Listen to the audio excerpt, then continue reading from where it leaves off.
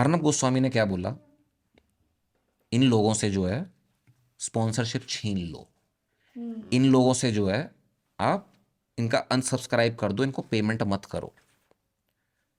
Netflix और ये जो कंपनियां इसको ऑफर दे रही हैं समय रैना को कि इस शो को हमारे उस पर ले आओ, तुम्हें लगता है अब वो रुकेंगी? क्योंकि अर्नब गोस्वामी का स्टेटमेंट क्लियरली ये दिखाता है कि उसने जो है एक वॉर छेड़ दिया है डिजिटल मीडिया के खिलाफ। उसने साफ बोल दिया कि भाई इन लोगों को पैसा, इनको कमाने ही मत दो। क्यों? इनके व्यूज इनके लिए इंपॉर्टेंट नहीं है, उस व्यूज से जो पैसा आता है ना वो इंपॉर्टेंट है। ठीक है, अगर तुम उसका जरिया काट दोगे ना, वो व्यूज आ रहे हो मिलियंस में, बट अगर उसका पैसा ही नहीं आ रहा है, क्या रह गया तुम्हारा गेम फिर? ठीक है, समय रैना वैसे ही फंसा हुआ था। अर्नब ने ये बात बोल दिया, कैशिफाई था उस दिन स्पॉन्सर। अगर कोई टेबल को ध्यान से देखेगा तो उस पर कैशिफाई लगा हुआ था।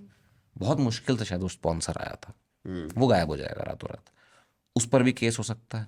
तुम ये समझो, ये ना एक माया जाल है पूरा का पूरा।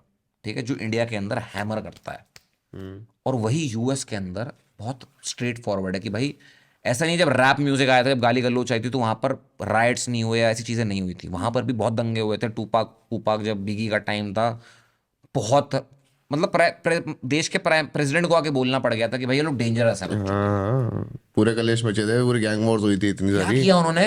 रोकने की पूरी कोशिश करी कि भाई दबाओ दबाओ, ब्लैक म्यूजिक दबाओ दबाओ। आज वो क्या हो रहा उतना ही है? फट गया। और जहां पर वो इंसान वो गाली बक रहा है, वो अवार्ड, वो गाना जाके जो ग्रैमी जीत के आ रहा है। तुम्हें लगता है कि समय रैना का कंटेंट आज से 25 साल के बाद इस देश के अंदर नेशनल अवार्ड नहीं जीतेगा? अबे जीतेगा, आज नहीं जीतेगा, बट तुमने जो कांड कर दिया है ना, तुम जिस ऑडियंस, मेन स्ट्रीम मीडिया को समझना पड़ेगा कि भाई तुम उस ऑडियंस से पंगा ले रहे हो जो इस देश का फ्यूचर है।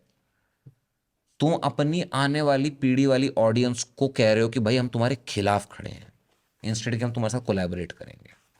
अभी संदेश के शो के ऊपर वो आए थे हमारे राजदीप जी। उन्होंने बहुत अच्छी, उनसे पूछा संदेश ने कि भाई कहाँ है अगली पीढ़ी के एंकर?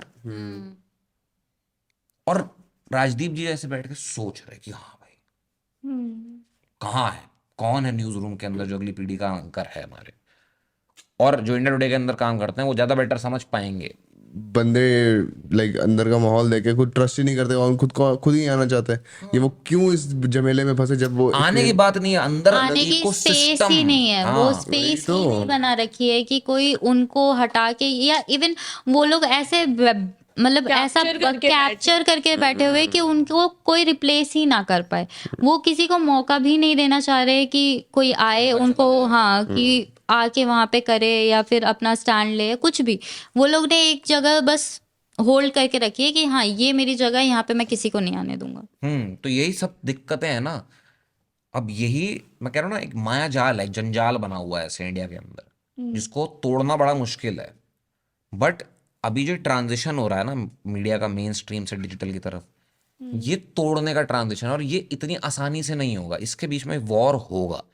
अभी भी इन्फ्लुएंस मेन स्ट्रीम मीडिया का है इंडिया में ज़्यादा, बट वो शिफ्ट हो रहा है। तो मेन स्ट्रीम मीडिया जब तक उसका इस्तेमाल करके इनको तोड़ सकती है वो तोड़ने की कोशिश करेगी। बट मैं अभी भी मेन स्ट्रीम मीडिया से यही गुजारिश करूंगा, कोलैबोरेशन करो, फॉर्मेट चेंज करो। ये लड़ाई से कोई फायदा नहीं होने वाला है किसी का। ठीक है, जो आजकल की पीढ़ी है उसको जाके डिजिटल पे अपना काम इसलिए शुरू करना पड़ रहा है क्योंकि तुम न्यूज रूम्स के अंदर उनको मौका ही नहीं दे रहे हो। और सही बात है। एक जमाना था जब एक कैमरा लेने के लिए तुम 10 लाख रुपए खर्च करने पड़ते थे। अब नहीं है, ये रहा फोन है, अब ये नहीं रहा। है। फोन ही हाँ, काफी है। इस पे बन जाएगा रिपोर्ट एक। मैंने देखे लिटरली इस फोन पे रिकॉर्ड करते हुए यार। तो अब तुम सोचो, हमने खुद किया है। सब, हाँ, हर जर्नलिस्ट ने कौन किया इतना हुआ। इतना बैग में कैमरास और स्टैंड्स कोई कैरी नहीं करता। सारे आज कैमरा मोजो किट पर्सन्स भी होता है, होते हैं, वही उनके मोजो पास किट फोन यूज होता है। करो, वही। एक जमाना था जब स्टूडियो बनाने में करोड़ों रुपए खर्च करने पड़ते थे। आज के डेट में भाई 20-10-15 लाख, 20 लाख, 25 लाख में स्टूडियो बढ़िया तुम्हारा बेस्ट स्टूडियो बन जाता है। तुम्हें सिर्फ धंधा करना आना चाहिए। वही चीज, ब्लू ओशन, रेड ओशन, आप किस ओशन में तैर रहे हो।